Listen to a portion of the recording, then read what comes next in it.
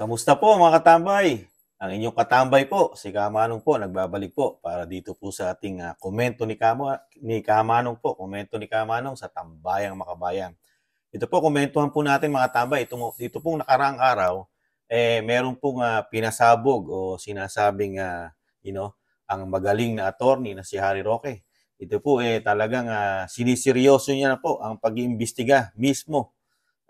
Siya na mismo ang gumagawa at may katulong po siya na sinasabing mga kamag-anak na dati ring nasa politika mga katambay.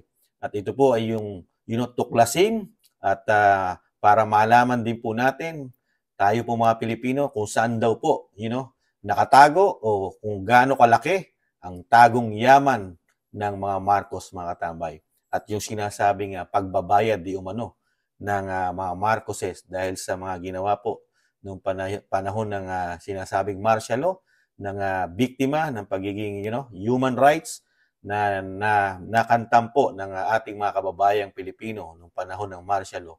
Ito po mga tambay, tuklasin po natin at pakinggan po ang pahayag ni Atty. Harry Roque kung paano po at kung nasaan ang pera daw po na nakaw ng mga Marcoses. Pakinggan po natin mga tambay at komentohan po natin. Yung sinulat ng aking kamag-anak. Kamag-anak ko kasi ito si dating Senate President Vito Salonga, nakauna-unang chairman ng PCGG. No?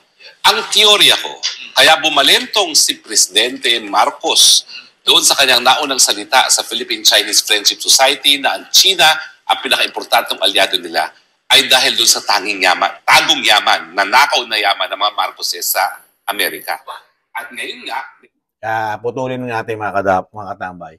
Kamag-anak po pala ni Atty. Harry Roque, yung dati po, yung kauna-unahan po chairman ng PCGG, yung tinalaga po ni dating Pangulong Corazon Aquino para po maghabol dito po sa tagong yaman o nakaw ng yaman ng mga Marcos mga katambay. Kamag-anak po pala ni Atty. Harry Roque mga katambay. At ito po, at sinabi rin po niya na talagang kaya bumalentong yung policy o pulisiya ng ating Pangulo about sa China na napaka-importante nating dapat kaalyado ang China. Pero ngayon po ay bumabalentong daw po ang administrasyon po ng Pangulong Marcos dahil po di umano dito po sa perang involved na sinasabi pong nakatago.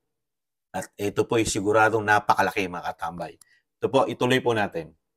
$371 million civil contempt doon sa kaso ng mga biktima ng karahasan ng human rights noong panahon ng martial law dahil ayaw sabihin ni Presidente Marcos kung nasan yung ari-arian nila sa Amerika para magamit, para mabayaran yung 2 billion na award ng mga human rights victims.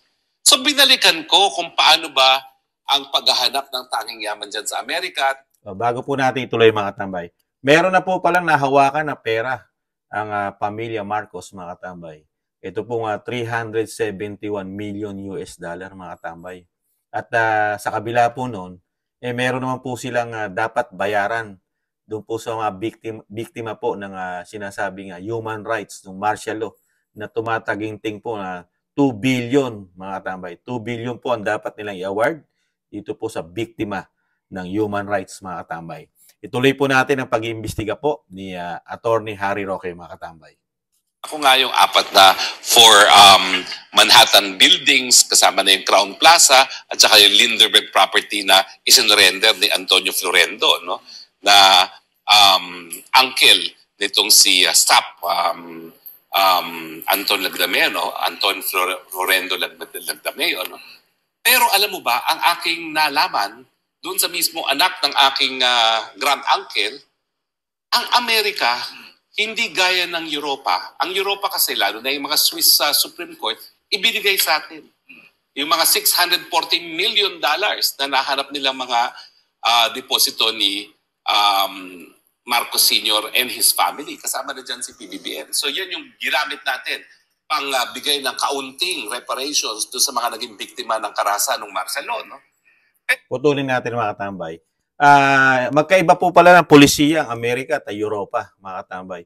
Ang Amerika po, iba po ang polisiya nila. At hindi po katulad ng Europa na nakakuha na po pala ang Pilipinas dito po sa mga tagong yaman sa Europa na nagkakahalaga po ng $640 million mga katambay. At ito po daw, according kay Attorney Roque, na ginamit na po pala ito, nagamit na para po sa konting tulong o binigay na pera dito po sa mga biktima po ng martial law, ng human rights mga katambay. Hindi po ito sasapat. Ito po galing po sa Europa.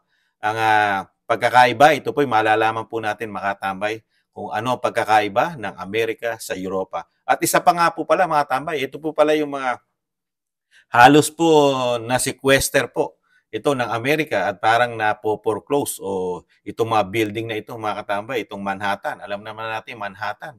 Ito po nasa New York po ito mga katambay. At yung Crown, ito pong Crown isang hotel po ito, isang building na sikat din po sa Amerika. At yung sinasabi po na sinurrender po ng angkan po ng Antonio Antonio Florendo na halos tsuhin po yata ito ng kaibigan at sinasabing special assistant ng presidente na si Antonio Lagdameo mga katambay according to kay Attorney Harry Roque. At ito pong building na ito ay sinasabing Lindbergh, ano man ang pangalan ng building na yon talagang sa mga Marcos po ito mga katambay, ito po yung sinasabing isa sa mga issue ng nakaw at tagong yaman mga katambay. Ituloy po natin. Sa Amerika pala, iba. Dahil nung naghahanap na doon ang Pilipinas, naghimasok na si Uncle Sam.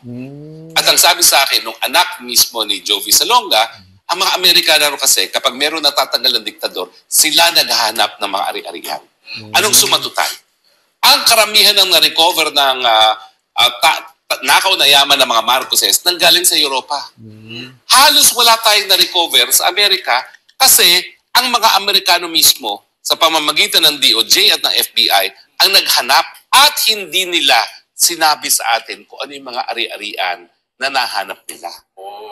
Yan po. Yung palang mabigat mga katambay, ang iba pa pala ang pulisiya ng Amerika mga katambay kumpara sa Europa. Yung po pala yung natuklasan ni Tony Roque according dun sa kamag-anak niya na anak ng kilalang po natin si Jovito Salonga mga katambay, di ba? Naging Senate President din po yan mga katambay at magaling na abogado. Ganun po pala sa Amerika. Yung mismong DOJ po nila at FBI o yung sinasabing NBI, sa atin NBI, di po ba? Sa Amerika FBI.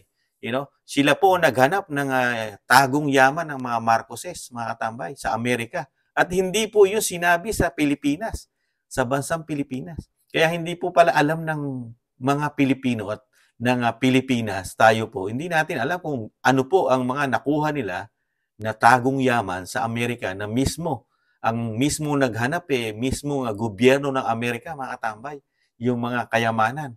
Kaya po pala ito po yung natutuklasan natin dito po sa galing na abogado po katulad po ni Harry Roque. Dahil alam po natin si Attorney Harry Roque, international law po ito.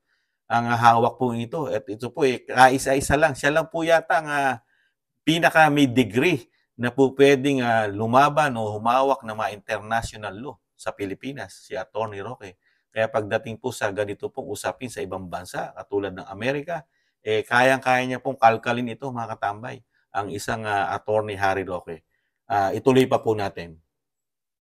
Ang kababalaghan na halos wala tayong nakuha sa Amerika kasi 4 na building na foreclose at mga $5 million lang yung ating nakuha nung sinalba natin yung property at saka yung sinurrender ni Florendo. At meron din kaunting sinurrender yung mga nakakalungkot mo mga katambay. Ang lalaki at napakilalang mga, na foreclose lang. Yung sinasabi nga po kanina at sinasabi ni Harry Roque, ni Attorney Roque, na foreclose lang po yung nasa Manhattan at yung Crown Building, saka po yung sinurrender po ng mga Florendo o yung sinasabi ni Antonio, Florendo, na tsuhin ni Lagdameo, at halos $5 million lang dahil yun lang po yung nakuha ng gobyerno ng Pilipinas, mga katambay.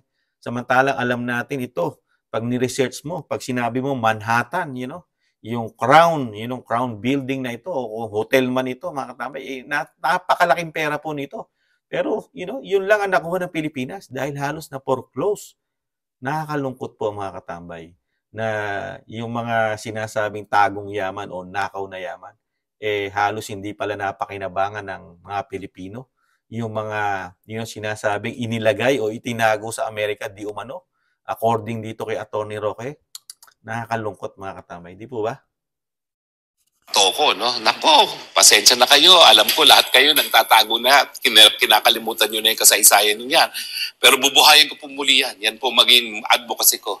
Nasaan ang nakaw ng yaman ng mga Marcoses sa Amerika na sa tingin ko ang kanilang kagustuhan na mabawi ito ang dahilan kung bakit bumalento ngayon ang Marcos Jr. At ngayon, kinakaladkad tayo sa isang gera na wala naman tayong kinalaman. Attorney, kung maalala ko noong panahon nga na Yan po mga tambay, putulin na po natin. Napakatindi po itong ginagawa ni Harry Roque dahil ang kanya pong pinaparatangan ngayon, nakaupo po sa pwesto ang administrasyon po ng Pangulong Marcos Jr. Pero sa kabila nun, malakas po, malakas ang loob at napakatapang po na, na ito'y imbestigahan ni Attorney Harry Roque, mga katambay. Ito pong tagong yaman. Dahil alam naman po natin ngayon sa ating bansa, talagang marami na po tayong nakikita sa balita na pagka nakakaproblema po at nakikita po daw, lalo po ang isang media, ang isang istasyon sa atin, na naging, sinasabing lumalaban daw at inilalabas ang katotohanan sa taong bayan, yung nakikita nila anomalya sa gobyerno at natutuklasan, nawawala ng prangkisa mga katambay ang istasyon. At marami pang mga politiko na nakita po natin sa balita na kung paano po sila, mawala sa serbisyo, nagkakaroon ng problema, gobernador, mayor, na sinasabi, nagkakaroon daw ng gurguran kung tawagin o sabihin nila sa social media na gurgur o, na politika. Pero sa kabila, si Attorney Harry Roque, talagang binubuhay po niya ang issue, lalo po sa kaperahan at sa sinasabing tagong yaman at habulin niya raw at tutuklasin ang napakalalaking pera na sinasabing tagong yaman, nakaw na yaman ng pamilya Marcos, mga katambay. Pero ito po, marami pong nagiging involved po rito. Bandang huli po, sinabi niya po, isa pong Tantoko, na isa rin po napakayaman sa Pilipinas po ito, na kasama rin po ito sa mga sinasabi ni Harry Roque na, nakinabang, di umano, dito sa mga, nakawan o sinasabing tagong nakaw ng Marcoses, lalo po itong sinabi po na Antonio Florendo na, tsuhin ng secretary po, na special, na secretary o alalay ng presidente, na si Lagdameo, na isa rin po palang nagamit ng mga Marcoses ang pamilya Florendo dito sa mga tagong yaman sa Amerika na sa bandang huli sinurrender at hindi rin naman napakinabangan halos ng Pilipino ang kakarampot na nakuha doon po sa sinabi pong halos 4 na building na halos 5 million US dollar lang mga katambay ang na-recover po ng Pilipinas sa Amerika. Sa kabila po na ang policy ng Amerika ay ibang-iba po pala sa policy ng Europa, mga katambay. Sa Europa, nakakuha tayo ng pera nung matuklasan po ito'y tagong yaman, di umano ng mga Marcoses, sinurrender po ng Europa sa Pilipinas at ito po'y nagamit po ng Pilipinas para po ibigay temporary o napakaliit na porsyento pa lang ang naibibigay po sa mga biktima ng human rights noong panahon ng martial law, mga katambay. Nakakalungkot lang po mga katambay dahil nalalagay po daw sa alanganin at bumabalentong ang ating bansa dahil sa kaperahan at sa pera na sinasabi na Attorney Harry Roque na kaya po nagkakaganito ang ating bansa. Halos nagkakagulo tayo at ang China ay hindi rin natin mapigilan kung paano po sila umaksyon ngayon. Halos sinosolo na ng China ngayon ang karagatan daw ng South China Sea o sinasabing West Philippine Sea dahil po sa ganitong nangyayaring nagkakaroon po tayo ng patigasan. Talagang sinasabi na kung kayo matigas at kayo malakas, tayo po nagiging malakas na rin po dahil po sa sinasabi po ni Harry Roque na hindi po natin away yan. Dahil noong mga panahon po hindi po tayo nagkakaproblema ng ganyang kabigat. Dahil din po sa sinasabing nagkakaroon din ng iringan ang China at ang Amerika. At according kung pagbabasihan at lalagyan po natin ng logic ang mga sinasabi ni Atty. Harry Roque, ang lumalabas po nito, parang away po ng Amerika at China, lalo po sa kaperahan at sa ekonomiya. At tayo lang po ang nagagamit di umano para magkaroon po ng start o mag-umpisa ang giyera ng China at Amerika na tayo ang malalagay sa alanganin. At nagagamit po ang karagatan natin di umano. According to dito kay Harry Roque na bumabalentong po ang pulisiya ng ating gobyerno sa pamumuno po ng ating Commander-in-Chief na si Pangulong Marcos, mga katambay. Dahil malalagay di umano ang ating bansa dahil lang sa tagong yaman na gustong mabawi at talagang makuha di umano. According dito kay Atty. Roque na makuha ang tagong yaman nila na nandito sa Amerika, mga katambay. Nasa Amerika. Di ba? Na talagang sinasabi na may mga dokumento po yan, di ba? Kasi hindi po hahabulin ng isang naghahabol yan kung wala po silang hawak na dokumento, di umano, di ba? Kumpleto po yan. Dahil kung matatandaan po natin, noong mga panahon po na na-interview po ng isang batikang broadcaster po sa ating bansa, kung ibabalik tanaw po natin, may mga interview po si Mel Tiangco, di po ba? Di umano. Dito po sa First Lady po, sa dating First Lady Imelda Marcos, na talagang nakita po ni Mel Tiangco kung ano po yung mga dokumentong hawak po ng mga Marcoses at kung gaano kalaki po ang kanilang kayamanan na hindi pa nila nakukuha di umano at talagang nakakalula. Mismong si Mel Tiangco po noong mga panahon na yun, kung nasa YouTube po yun, mapapanood natin sa YouTube, na talagang namangha po siya sa numero kung gaano po kalaki at napakarami pong dokumento na nakatago po na hawak-hawak po ng pamilya Marcos, mga katambay. Kaya po may katotohanan po ito di umano sa mga pahayag po ni Atty. Roque na talagang maraming tagong yaman at hindi lang sa Amerika at sa Europa ang pamilya Marcos, mga katambay. Kung talagang ito po bibigyan po at tututukan po ni Atty. Harry Roque, marami pa po tayong matutuklasan, mga katambay, na tagong yaman di umano ng mga Marcoses. At sa nakikita po ni Atty. Roque, ito po daw di umano ay pinupus po ni Pangulong Marcos. Kaya po meron din po nagsasabi na mga Pilipino, mga kabayan natin, kaya daw panay ang labas ng bansa. Isa rin daw po di umano na yun din po ang isang dahilan para matrace at mabawi ang kayamanan na sinasabi ni Harry Roque na tagong yaman, na nakaw na yaman, di umano, mga katambay. Nakakalungkot po.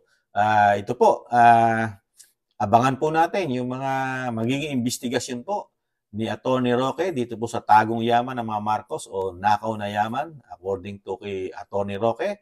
At katulong po nito ang sinasabing mga kamag-anak niya po, nakilalang tao rin po, mga salongga, mga katambay, na talagang alam naman natin ito, yung mga batikang abogado rin ang lahi po nito.